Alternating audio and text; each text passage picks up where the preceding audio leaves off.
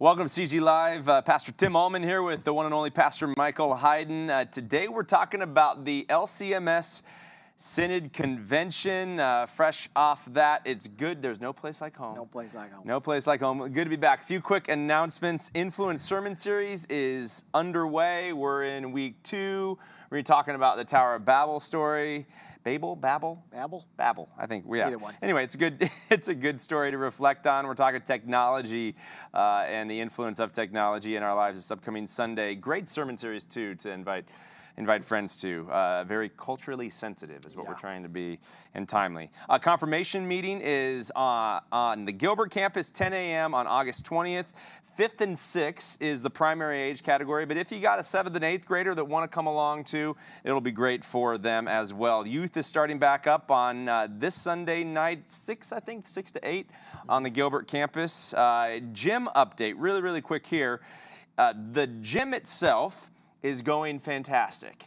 No change orders. The group has been great. Where we've got a little bit of a hiccup, There's always a hiccup. There's always going to be a hiccup, is cost for the classrooms. The 3 classrooms, we thought there was going to be 4. They were actually going to be too small. There are 3. So we're going to be talking about the details of that change order with the congregation at the voters meeting on August 20th at noon. That's another little pin there. Voters meeting town hall / voters meeting August 20th, so a couple weeks from now. Make sure to follow Red Braille Studios. Their proof of concept for Wretch Like Me, which is our first Red Braille Studios full-length film that we're looking to get outside funding for. Everybody knows Christ Greenfield helps with Red Braille Studios for sure. We've partnered with the Luther House of Studies, also helping Red Braille Studios. But we got some folks that are coming alongside Todd Freeman, Ellie Ebright, as we're putting together a wider team to have we're looking about the $250,000 range for this full-length film. Pretty epic, Wretch Like Me. If you're interested in following the Unite Leadership Collective, you can do so at uniteleadership.org. And the last but not least, best way to get connected, this is a smorgasbord of announcements, best way to get connected to community at Christ Greenfield. Small groups are great, but maybe you start to serve, and out of that service at a place like La Mesa. You're going to be there tonight? I'm going to be there Tuesday night. I'm going to be there. I love it. That's a great way to build community. Michael? Yeah. We're having it's going to be a little different CG Live. Oh, how the turntables turn. Are you ready? I'm ready. Oh, wow. Movie magic. Spectacular. Movie magic. Tim, usually you're the one with all the great questions, but today I get to be the one with all the great questions. I hope I can answer them. I'm nervous. You should be. Okay. Grill ya on the LCMS convention. I guess just like overall high picture. What are your big takeaways or highlights? So yeah, third convention that I've been to. I was there in 16 in Milwaukee, 19 in Tampa Bay, and then back in Milwaukee here with 1 extra year because of COVID. So it was a 4-year, not a 3-year gap. Big takeaway is I think we're getting healthier as a community, as at least the delegation, those who are on the floor. If we disagreed, we disagreed agreeably. Yeah. There was putting best construction, I think, for the most part on things. There's always going to be some, just because there's sin and people get sideways with one another, always going to be certain hot button issues, which we can certainly talk about. Concordia, Texas, Concordia University system, pastoral formation, which we're concerned about. But in general, people were pretty amiable and united in our Declaration 1 of we preach Christ crucified. That was the theme. Declaration of the gospel, the life, death, and resurrection of Jesus. And how does that get delivered? The means of grace. So there was catechesis that took place every day that we dug in. We all received actually the new 2017 small catechism, which I have 3 or 4 of them now. But that was nice. And so we did every day. There was some catechesis time.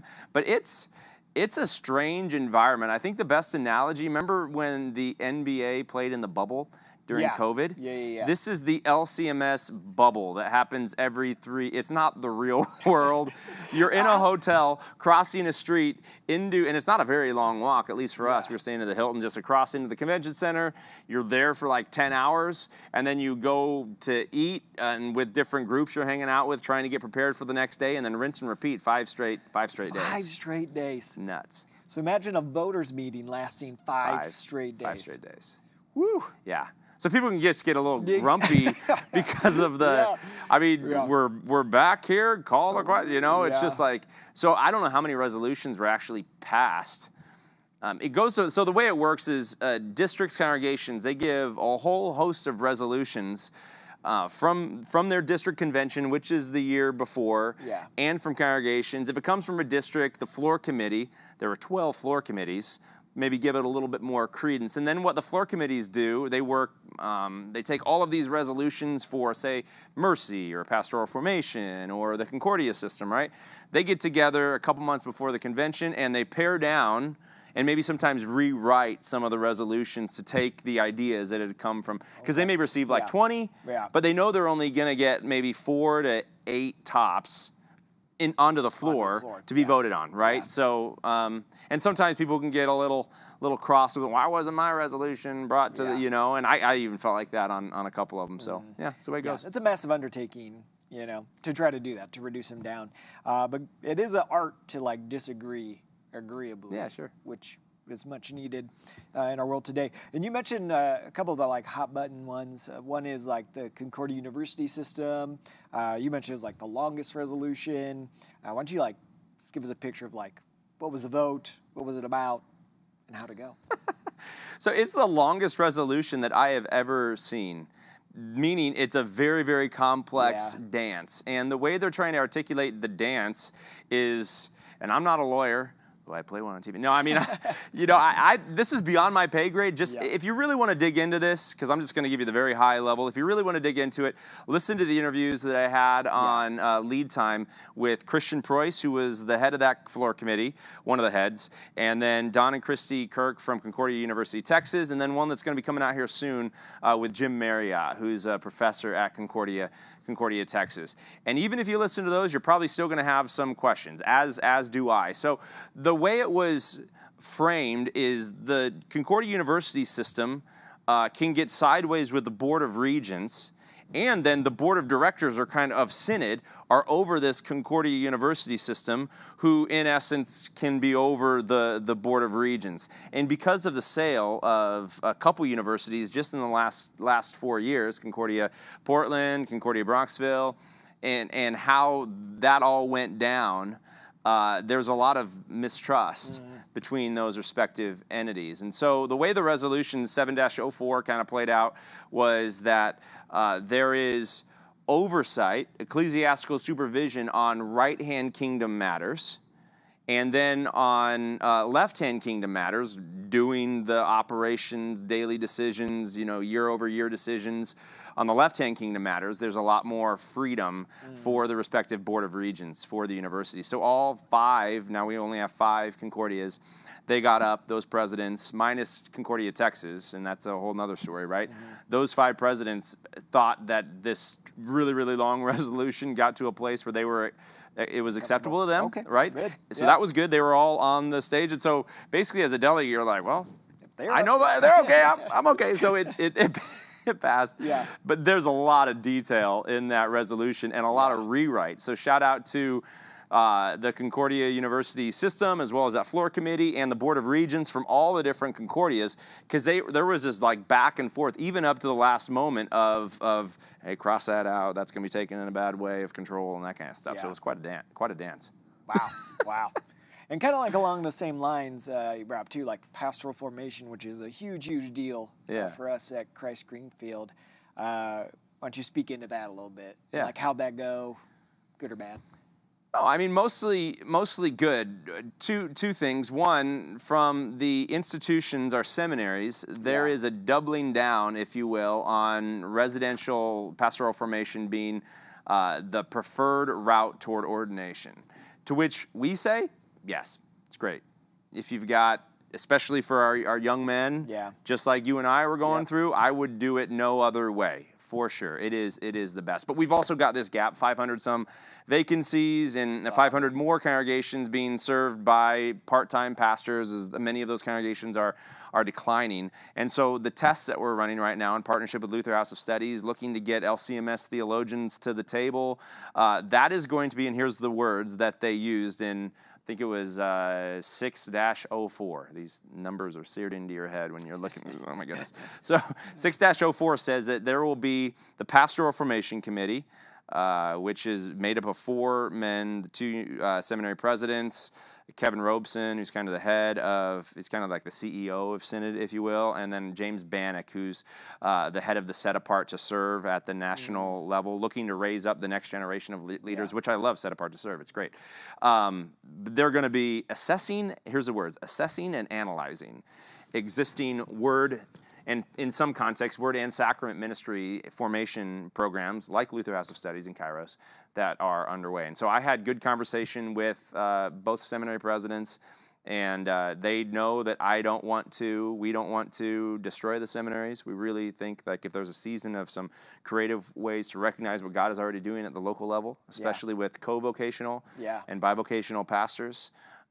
Co-vocational is a new word you've maybe not heard us use. I was about to encourage you to explain. I talked to a dude in Bronxville who has this ministry called I Help Pastors Get Jobs. So when churches close and pastors are no longer full-time, how do their skills get marketed into the wider marketplace? A cool ministry that this guy has. But he broke down co-vocational as pastors who are serving in context, many of them in partnership with another co-vocational pastor who do not foresee themselves ever becoming fully paid by the church.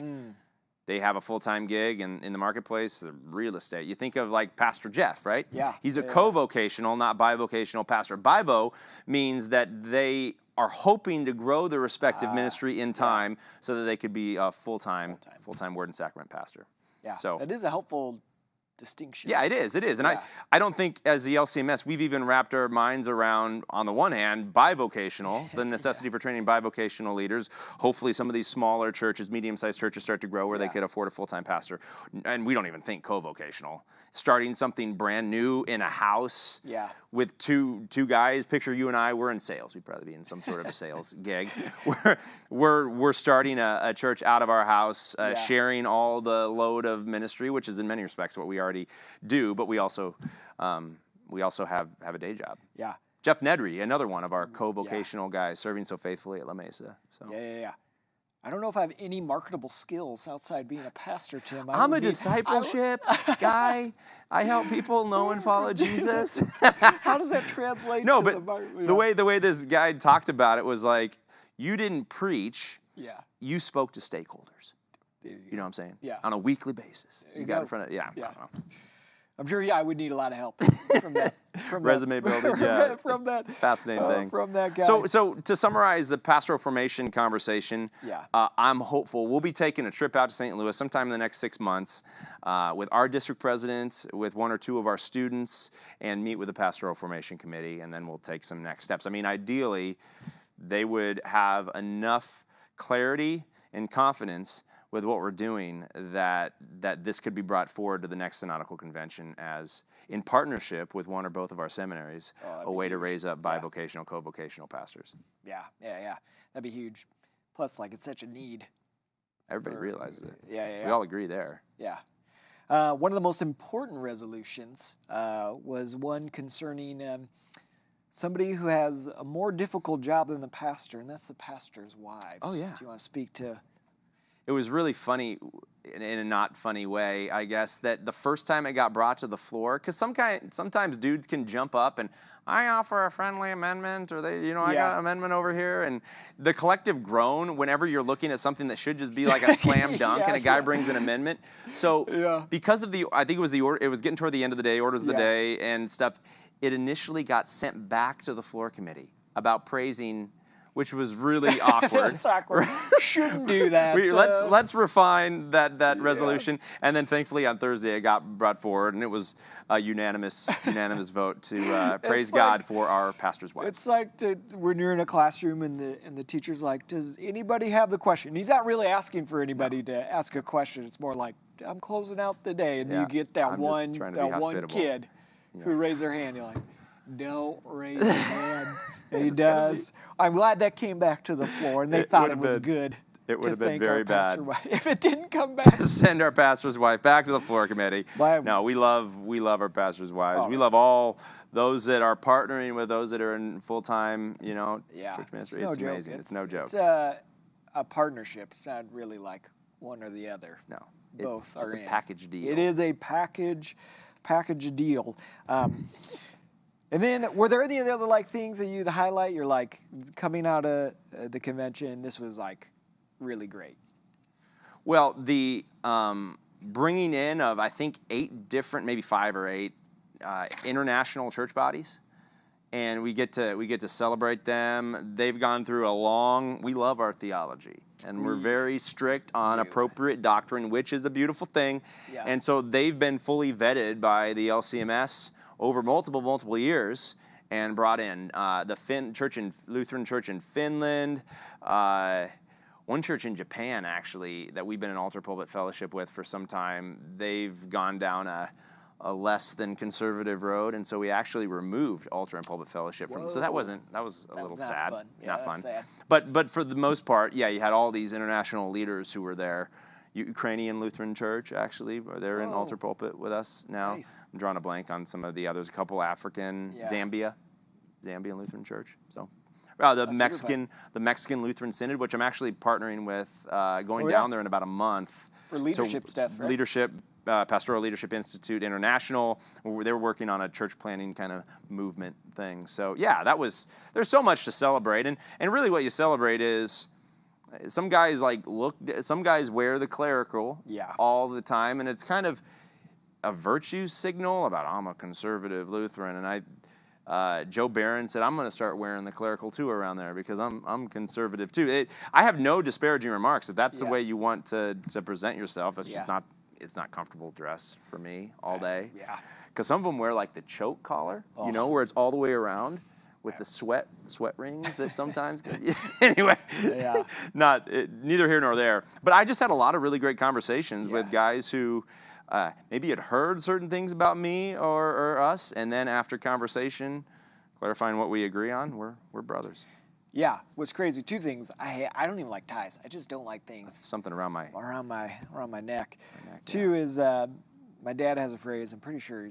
I think he stole it from Brene Brown. But anyway, said it's hard to hate people face to face. That's right. Which is why it's easy to disagree and make somebody out to be the other or the enemy or bad, and then you meet them face to face and you enter into conversation, relationship, and it does change. Mm-hmm. You realize we got a lot more in common, and even the things we disagree on, we can do that agreeably. Yeah, exactly. We can do that agreeably. Yeah. One kind of interesting story. I went to Mater's. I think it was Mater's. I forget. It was German food, really good German food.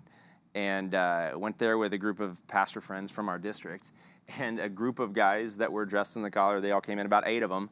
They were in a back room. And my buddy, Tim Klinkenberg from St. John's in Irvine, or Orange, he goes and I'm going to go talk to him. I think he knew one of them. So he goes and talks to him. He comes back 5 minutes later and says, "Hey, Dolman, they want to talk to you." So I go back there, not exactly knowing... And it was the most fun conversation, hung out for 20 more minutes with them. And there was one guy at the table who stared at me like this the whole time. Just like this, with a frown. And I tried to make light and stuff. And the nonverbals of everybody else at the table were giving me, he always looks like that. He wasn't overly ticked off or nothing. He's just, he doesn't realize how he looks. So it was a good time, but again, like I said at the beginning, it's good to be home. Where the rubber hits the road is not where the resolutions. It's the resolve to come back to bring word and sacrament to God's people, to care for the hurting, the marginalized, the least, the lost, the broken, and recognize my brokenness and my need for Christ and community. So it was good, but it's good to be home. It's good to be home. It's good to be part of the LCMS, and I know that isn't always the most fun part but left-hand kingdom. Yeah. It's a necessary, necessary thing. part. And so I appreciate you and all the other delegates, Pastor Ron Lay, that went to be a part of like that process so that we can keep doing what we're doing at the local level. Any parting words? Yeah, it's a treasure to be connected to a church body like the Lutheran Church Missouri Synod. You know, I think a lot of people, we can like bring a caricature, or maybe even sometimes we mock like the German Lutheran, the Stoic, and that's not my intent. The longer I've been in this, the more I'm like, man, it's worth fighting to preserve good doctrine, all centered on the person and work of Jesus and the Missio Dei, which God has for us today. And again, it's all about relationship, first with God and then with one another.